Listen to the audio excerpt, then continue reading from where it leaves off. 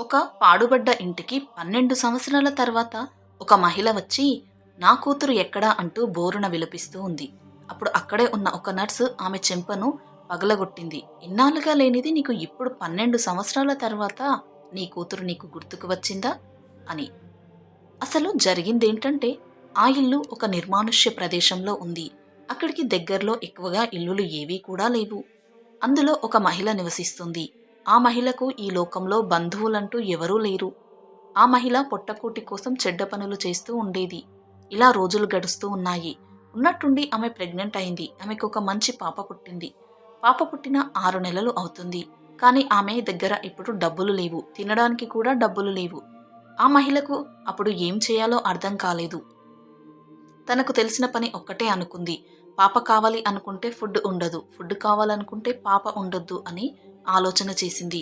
అలా అనుకుని ఆమె ఒక నిర్ణయానికి వచ్చి తన 6 నెలల ఆ పసిపాపను నిర్దాక్షిణ్యంగా ఆ ఇంటి లోపల వదిలి తాళం పెట్టి వేరే పట్టణానికి వెళ్ళిపోయింది. 6 నెలల ఆ పసికందు నిద్రలో నుండి మేల్కొంది. తనకి ఆకలిగా ఉంది, ఏడుస్తూ ఉంది. అలా ఆ పాప ఏడుపు వర్ణనాతీతంగా అయిపోయింది. ఆమె అలా 4-5 గంటలు అలాగే ఏడుస్తూ ఉంది ఆ పాప. ఇంతలో విజయ్ అటుగా వెళ్తున్నాడు. అతను తన పనిపై అప్పుడప్పుడు ఆ దారి గుండా వెళుతూ ఉంటాడు. అతడికి ఆ ఏడుపు చప్పుడు వినిపించింది. అతనికి ఒక పాప ఏడుస్తున్నట్టు వినిపించింది. ఎక్కడ్నుంచి వస్తుంది ఈ చప్పుడు అనుకున్నాడు. చుట్టుపక్కలంతా చూశాడు. అతడు తొందరగానే గ్రహించాడు ఆ ఏడుపు ఆ తాళం వేసి ఉన్న గదిలో నుంచి వినిపిస్తుంది అని. అప్పుడతడు ఆశ్చర్యపోయాడు. తాళం వేసి ఉన్న గదిలో నుండి ఏడుపు చప్పుడు వినిపిస్తుంది. అదేంటి? లోపల ఎవరున్నారు? ఒక పసిపాప ఏడుపులా ఉంది అది అని అతను ఆ కిటికీ గుండా లోపలికి చూడడానికి ప్రయత్నించాడు. ఆ కిటికీ దగ్గరికి వెళ్ళగానే అతనికి కన్ఫర్మ్ అయింది. ఆ ఏడుపు చప్పుడు ఖచ్చితంగా ఆ ఇంట్లో నుండి వస్తుంది అని.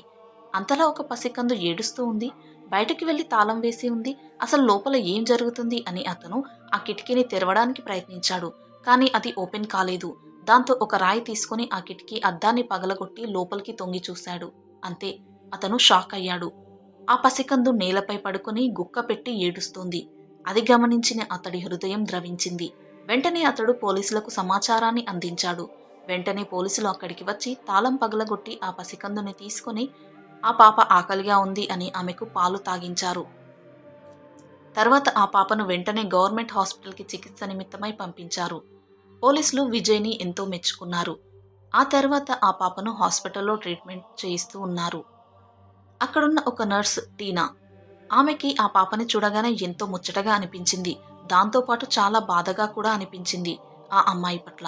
ఇంత చిన్న పాపని ఇంట్లో ఒంటరిగా వదిలేసి ఎలా వెళ్ళాలనిపించింది వాళ్ళకి అని అనుకుంది. ఆ పాపని తన సొంత పాపలాగా ఫీల్ అవుతూ ఉండేది టీనా. అలా ఒక వారం రోజులు ఆ పాప హాస్పిటల్లో ఉంది. ఆ వారం రోజుల్లో టీనా ఆ పాపకి ఎంతో దగ్గరయింది. ఎప్పట్లాగానే ఆ రోజు ఉదయం కూడా డ్యూటీకి వచ్చింది టీనా. వస్తూ రాగానే ఆ పాపని చూడడానికి వెళ్ళింది. కానీ అక్కడ పాప కనిపించలేదు. తను కంగారు పడిపోయింది. నా పాప ఎక్కడా? నా పాప ఎక్కడా? అంటూ కంగారు పడుతూ అడిగింది. అప్పుడు తోటి నర్స్ అన్నది, ఏంటి నీ పాప? ఆ పాప ఏమైనా నీ పాపనా ఏంటి అని ఎగతాళిగా నవ్వింది.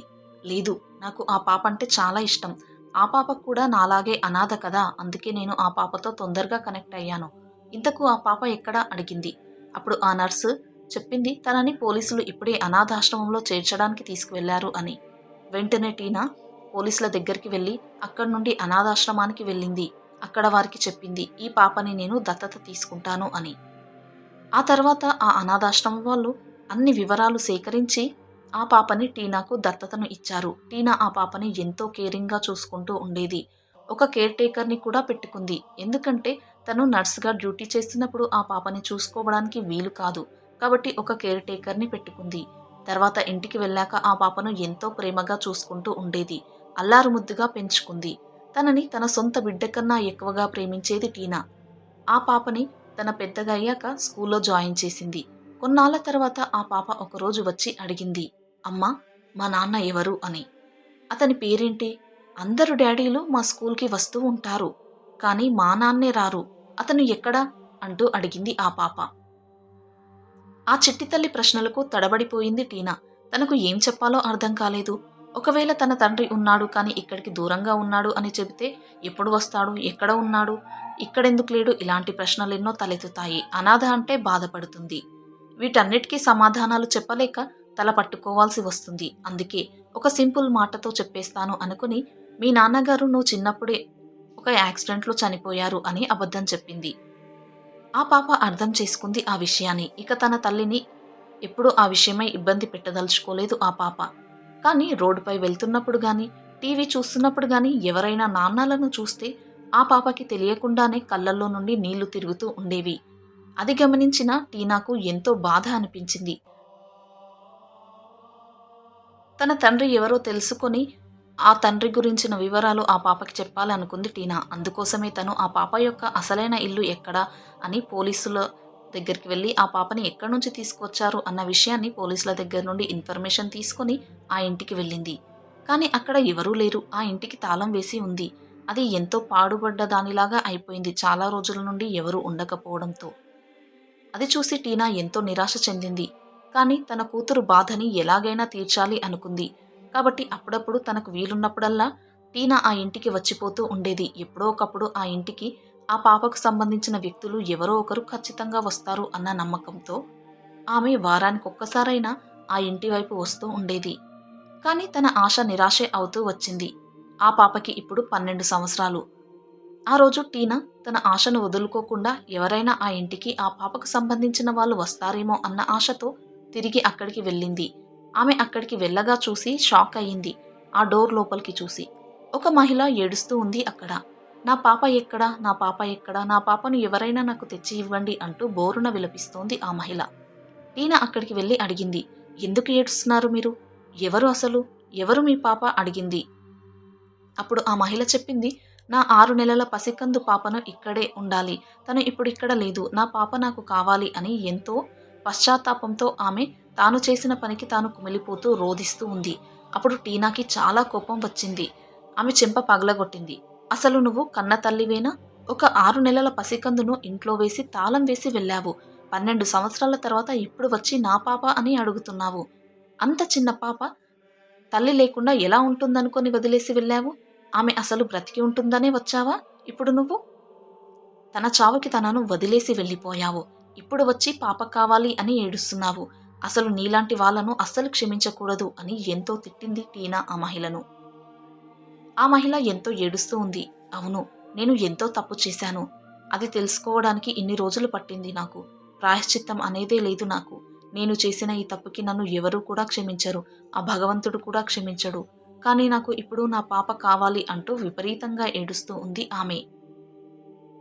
అప్పుడు టీనా అడిగింది. అసలు నువ్వు ఎందుకు అంత చిన్న పాపని వదిలేసి వెళ్ళావు?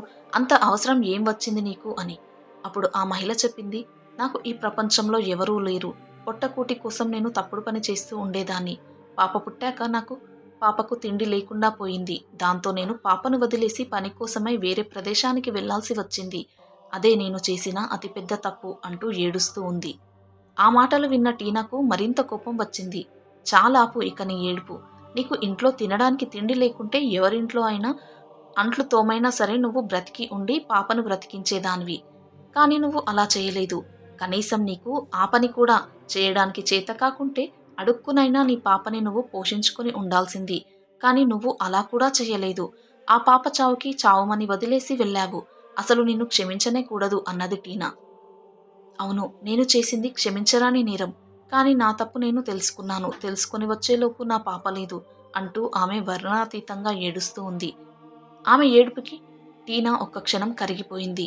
అప్పుడు చెప్పింది, సరే, ఆ పాపకి ఏమీ జరగలేదు. ఆ భగవంతుడి దయ వలన ఎవరో ఒక వ్యక్తి దేవుడిలా వచ్చి మీ పాప ఏడుపును గమనించి పోలీసులకు సమాచారాన్ని అందించాడు. అప్పుడు ఆ పోలీసులు పాపని తీసుకుని హాస్పిటల్లో జాయిన్ చేసి తర్వాత ఆ పాప ఆరోగ్యం సెట్ అయ్యాక అనాథాశ్రమంలో జాయిన్ చేశారు. ఆ తర్వాత ఇప్పుడు ఆ పాపని నేను పెంచుకుంటున్నాను. కానీ ఒక్క విషయం నేను నీకు ముందే చెబుతున్నాను. ఆ పాపని నీకు అస్సలు ఇచ్చే ప్రసక్తే లేదు. అసలు ఆ పాపని నీకు చూపించడానికి కూడా నేను ఒప్పుకోను. ఆ పాపపై నీ నీడ కూడా పడకూడదు అన్నది టీనా కోపంతో. ఎంతో ఏడుస్తున్న ఆమె ఈ మాటలు విని కాస్త ఊరట చెందింది. ఆ పాప అంటే బ్రతికే ఉంది అని. అప్పుడు టీనా అడిగింది. ఇప్పుడు నేను ఇక్కడికి రావడానికి కారణం ఆ పాప ఇప్పుడు నన్ను ఒక ప్రశ్న అడుగుతుంది. ఆ ప్రశ్నకు సమాధానం కోసమే నేను అప్పుడప్పుడు ఇక్కడికి వస్తూ ఉన్నాను. ఇప్పుడు ఆ ప్రశ్నకు సమాధానం నేను నీ నుండి తెలుసుకోవాలనుకుంటున్నాను అన్నది టీనా. అప్పుడు ఆ మహిళ ఎంతో కుతూహలంగా అడిగింది. ఏంటి? నా పాప అడుగుతున్న ఆ ప్రశ్న ఏంటి? తొందరగా చెప్పు అన్నది. నా పాప అడుగుతుంది తన తండ్రి ఎవరు అని. దానికి సమాధానం ఇప్పుడు నువ్వు చెప్పు అన్నది టీనా. ఆ మహిళ చెప్పింది, ఆ సమాధానం నా దగ్గర లేదు అని. అప్పుడు టీనా అనుకుంది, సరే, నా పాపకు చెప్పిన అబద్ధాన్నే నేను జీవితాంతం కంటిన్యూ చేస్తాను. తన తండ్రి చనిపోయాడు అని అనుకుంది. ఇప్పుడు నా ప్రశ్నలకు సమాధానం దొరికింది అని టీనా అనుకుంది. ఆ తల్లి తన కూతురు బ్రతికే ఉంది అని సంతోషించింది. తన నీడ కూడా తనపై పడకూడదు అని చెప్పిన టీనా మాటలని ఆమె గౌరవించింది. నేను చేసిన పనికి నా కూతురు ఎప్పుడో చనిపోవాలి. కానీ తన అదృష్టం బావుండి దేవుడి దయ వలన తను బ్రతికి ఉంది ఇప్పుడు. ఈమె దగ్గర మంచి జీవితాన్ని పొందుతుంది. అటువంటి అమ్మాయిని తల్లినంటూ నేను ఇప్పుడు వెళ్లి ఆమె జీవితాన్ని నరకప్రాయం చేయను అని ఆ మహిళ కూడా నిశ్చయించుకుంది. కానీ టీనాను ఆ మహిళ ఎంతో ప్రాధేయపడింది. కనీసం దూరం నుంచైనా తన కూతుర్ని ఒక్కసారి చూస్తాను అని. దాంతో టీనా ఆ మాటలకు కరిగిపోయింది. తనకి దూరం నుంచి ఒక్కసారి ఆ కూతుర్ని చూయించింది. ఆ పాపని చూసి ఆ తల్లి ఎంతో సంతోషించింది. అప్పుడు టీనా చెప్పింది, చూశావు కదా! ఇక నీ నీడను కూడా నా పాప పేరున పడొద్దు. నా పాపనిప్పుడు నేను దత్తత తీసుకున్నాను. దయచేసి ఇక్కడి నుండి వెళ్ళిపో అని చెప్పింది. అప్పుడు ఆ మహిళ టీనాకు నమస్కారం పెట్టి అక్కడి నుండి వెళ్ళిపోయింది. టీనా ఆ పాపని పెంచి పెద్దది చేసింది. మంచి చదువును అందించింది. ఇప్పుడు ఆ పాప ఉద్యోగం కూడా చేస్తుంది. టీనా తన జీవితంలో పెళ్లి చేసుకోలేదు. పాప కోసమై తన జీవితాన్ని అంకితం చేసింది. ఆ పాపకి పెళ్ళీడు వచ్చింది. ఒక మంచి సంబంధం చూసి పెళ్లి చేయాలి అనుకుంది. పెళ్లి సంబంధాలు చూస్తూ ఉంది. ఆ పాప చాలా అందంగా ఉంటుంది. కానీ వచ్చిన సంబంధాలన్నీ వెనుతిరిగి వెళ్ళిపోతున్నాయి. అప్పటి వరకు అమ్మాయి బావుంది, మేం పెళ్లి చేసుకుంటాం అన్నవాళ్ళే అమ్మాయితో మాట్లాడిన తర్వాత ఈ సంబంధం మాకు వద్దు అని వెళ్ళిపోతున్నారు. దానికి గల కారణం ఏంటా అని అడిగింది టీనా ఆ పాపను. అప్పుడు ఆ పాప చెప్పింది, అమ్మా, నేను పెళ్లి చేసుకుని వెళ్ళిపోతే నువ్వు ఒంటరిగా ఉండిపోతావు. నాకు అది అస్సలు ఇష్టముండదు. కాబట్టి నా పెళ్లి తర్వాత కూడా నువ్వు నాతో పాటు ఉండాలి. ఈ కండిషన్‌కి ఎవరైతే ఒప్పుకుంటారో నేను వారిని పెళ్లి చేసుకుంటాను. లేదంటే లేదు అని చెప్పింది. ఆ మాటలు విని టీనా ఎంతో కంగారు పడింది. అదేంటి? ఇటువంటి కండిషన్స్‌కి ఎవరు ఒప్పుకుంటారమ్మా? అయినా పెళ్లి తర్వాత నువ్వు ఒక్కదానివే అత్తారింటికి వెళ్ళాలి. నేను నీతో పాటు రాకూడదు. ఇటువంటి ఆలోచనలన్నీ మానుకో అని చెప్పింది ఆ పాపకి. అలా ఎంతో చెప్పి చూసింది. కానీ ఆ పాపకు కూడా తన తల్లి టీనా అంటే ఎంతో ఇష్టం. ఆ ప్రేమ కోసమే తనకు పెళ్లి కాకున్నా సరే, కానీ తన తల్లితో పాటే ఉండాలి అని నిర్ణయించుకుంది ఆ పాప. అలా ఎన్నో సంబంధాలు తప్పిపోయాయి. చివరాఖరకు ఒక సంబంధం వచ్చింది. అతను ఒక డాక్టర్. టీనా చెప్పిన కండిషన్‌కి అతను ఒప్పుకున్నాడు. అతను అతని తల్లిదండ్రులను కూడా ఈ విషయమై ఒప్పించాడు. అలా ఆ పాపని పెళ్లి చేసుకుని తన తల్లిని వెంట తీసుకొని వెళ్ళింది ఆమె.